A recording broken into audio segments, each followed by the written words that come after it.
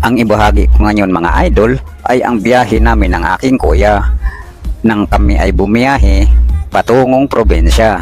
Ngunit dito pa lamang kami sa NAIA ay medyo dismayado na dahil ang aming flight ay mukhang madidelay pa. Hindi ko lang po alam kung ano-ano ang mga dahilan sa mga delayed flight na nangyayari sa paliparan.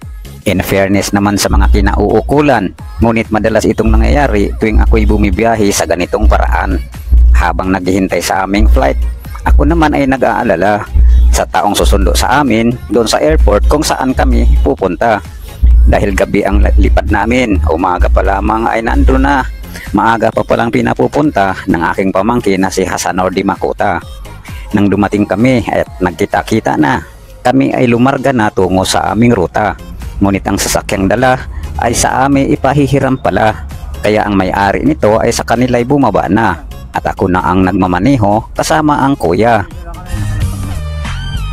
Dahil nasa bayan ng aming nanay, ay sasama namin sa aming paglalakbay tungo sa bukid kung saan naroon pa ang isa kong kuya upang doon sana namin idaos ang pang-100 birthday ng aming ina.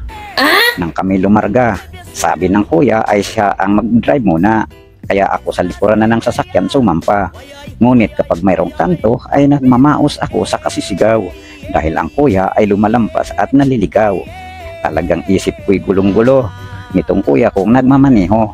Kahit sa sarili na naming baryo ay patuloy pa rin nalilito kung saan siya didiretso at saan tutungo. Diyan, kaliwa. Kaliwa, tapos kanan.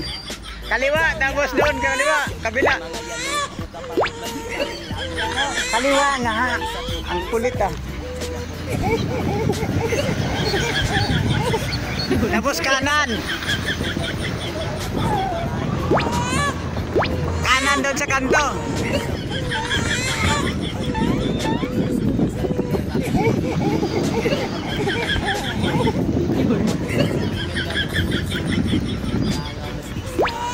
Kanan, kanan. Kanan. Woo! Dari lagi ito.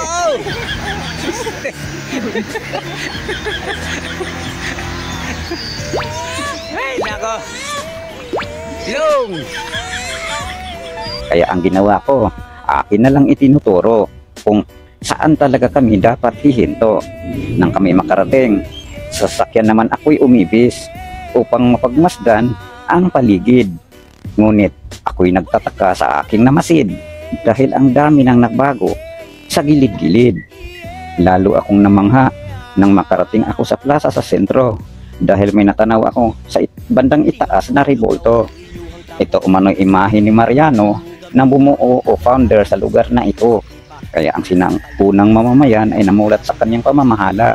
Pati Bisayan Iskaya, siya umano ang utak o may akda.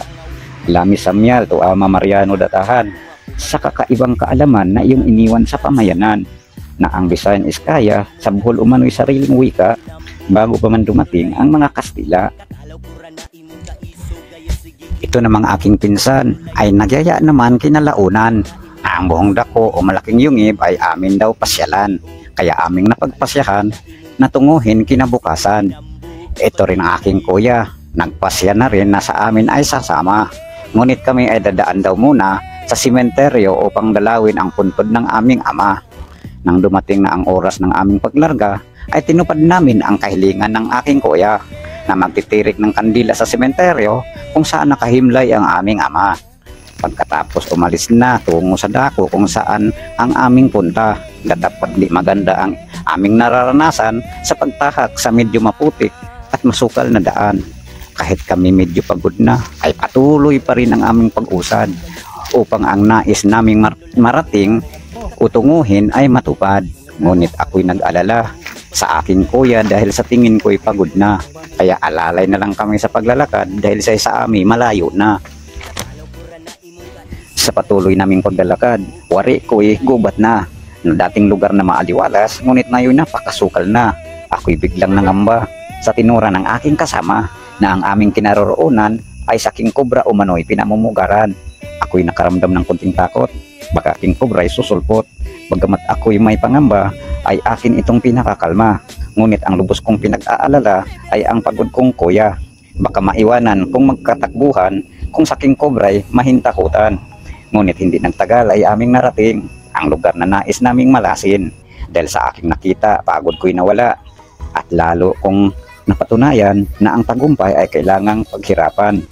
Ngayon, kinahayaan ko lang ang aking mga kasama na mga ilang minuto ay sila'y mamahinga muna upang maibalik ang lakas ng katawan at may laban sa pagtahak muli sa masukal na daan. Pag uwi namin, may bungang kahoy akong napansin. Kahit ito'y hindi sa amin, sa gutom ko'y ito'y kaaking kainin. Sa may-ari ay shout out na rin. Promise di ko na uulitin. Sana'y pagbalik ko'y ikay nandito na upang makapagpaalam naman sa'yo. Pagkagaling namin sa lakaran, kami dumaan sa bahay ng aking pinsan upang humuli ng manok nang may mapulutan. Habang inahunting niya ang manok ng kanyang airgun, ay gumala naman ako sa kanyang munting palaisdaan.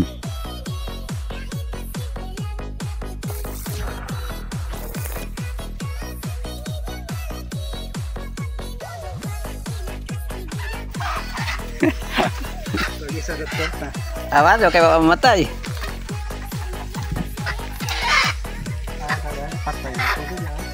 Nas likod. Likod ga ego.